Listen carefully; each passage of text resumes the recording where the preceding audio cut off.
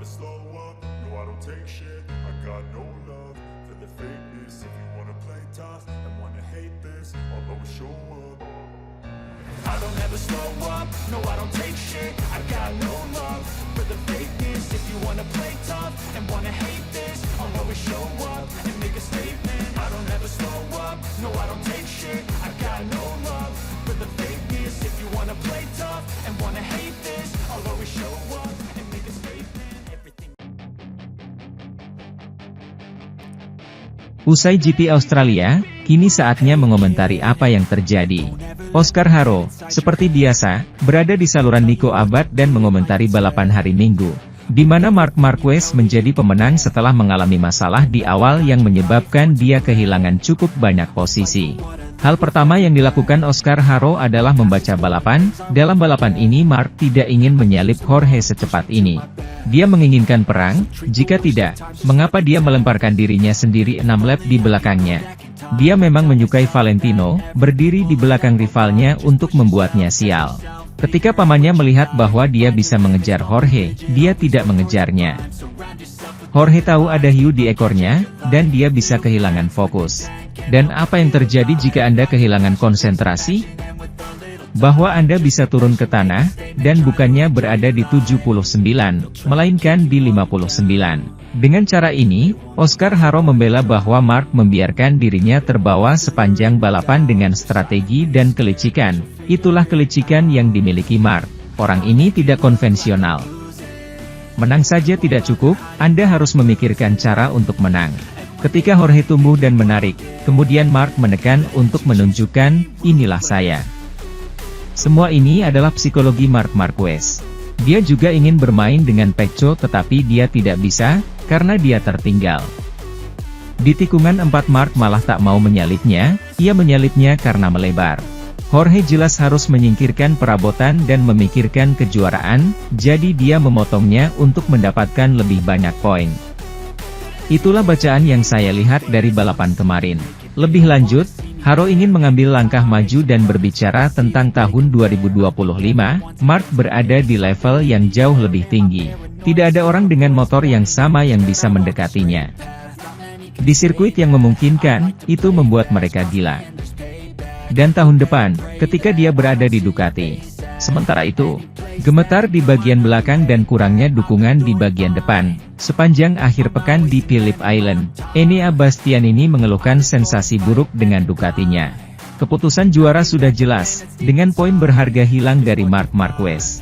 Enea Bastianini melihat posisi ketiga kejuaraan lolos begitu saja di GP Australia, setidaknya untuk sementara. Faktanya, ia tetap terjebak di posisi 5 besar yang terlalu sedikit di matanya sementara rivalnya, Marc Marquez meraih kemenangan setelah mengalahkannya sehari sebelumnya di sprint. Saya sedikit frustasi, karena melihat hasil sprint dan juga pemanasan, saya yakin bisa menjalani balapan dengan baik dan mendapatkan start yang berbeda. Keluh Bastianini di penghujung akhir pekan akhir. Tetapi pada akhirnya, bagian depan sangat aneh, saya menghindari tabrakan beberapa kali. Saya kehilangan bagian depan sepanjang waktu di pertengahan tikungan, setiap lap. Jadi saya memilih untuk tidak mengambil terlalu banyak risiko dan melihat apakah ada perubahan, tapi itu sudah seperti itu sepanjang balapan. Saya kurang support di depan. Di semua tikungan, terutama di sisi kiri, bagian depan adalah bencana, imbuhnya dalam pembekalannya di situs resmi MotoGP. Dia banyak memblok dan tergelincir di banyak tikungan, terutama tikungan cepat. Ketika Anda berada dalam situasi itu, sangat sulit untuk menyerang dan mencoba berbuat lebih banyak. Pada akhirnya, saya menyelamatkan posisi kelima dan itu bukan hasil yang buruk, tapi itu tidak cukup bagi saya. Saya tidak merasa nyaman dan saya tidak tahu kenapa. Pagi ini dan kemarin, kami bagus, tapi tidak mungkin mengulangi apa yang saya lakukan kemarin dan juga pagi ini. Keluh pebalap Ducati itu, frustrasi karena tidak nyaman, mampu mengekspresikan dirinya di ajang yang dirancang untuknya. Meski sehari sebelumnya ia telah meraih medali perunggu di nomor sprint.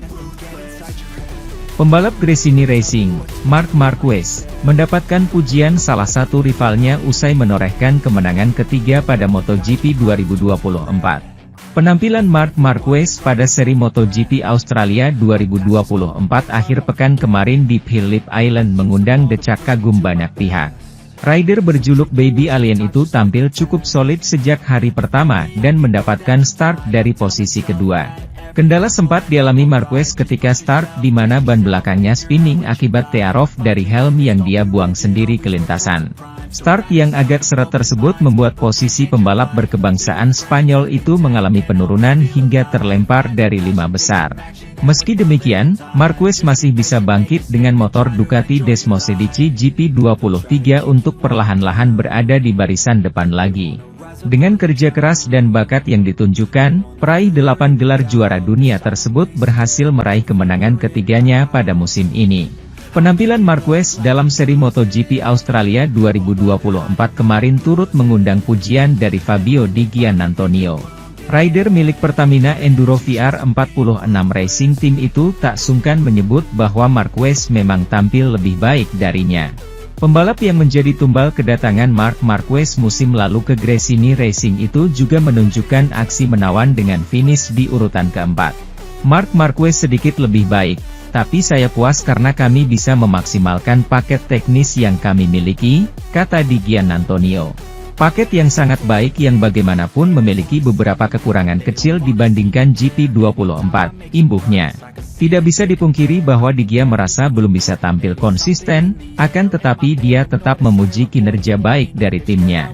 Di beberapa trek lebih mudah bagi kami, di trek lain tidak terlalu mudah, kata Di Gia menjelaskan. Tetapi sejujurnya saya pikir saya telah mencapai tingkat kinerja yang baik, tuturnya menambahkan. Dalam kesempatan yang sama, Di Gia juga mengutarakan harapannya untuk setidaknya bisa meraih podium sebelum mengakhiri MotoGP 2024 lebih cepat.